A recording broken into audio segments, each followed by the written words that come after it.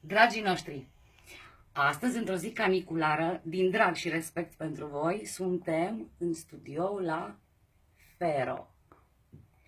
Bineînțeles, după cum v-am promis și făcând acel studiu pe Facebook, am ținut cont de părerile dumneavoastră fiecăruia dintre voi și hai să vedem ce a ieșit pentru toți îndrăgostiții și pentru Toți mirii anului 2017.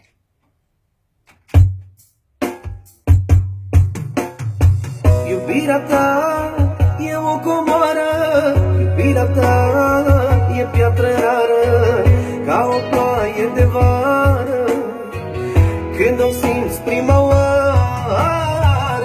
Inima mea azi o ofer, căci te iubesc până la cer și de la pământ la lună, după tine sunt nebună.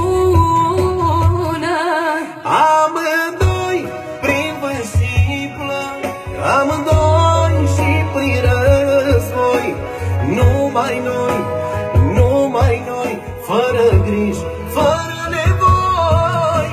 Amândoi pe aceeași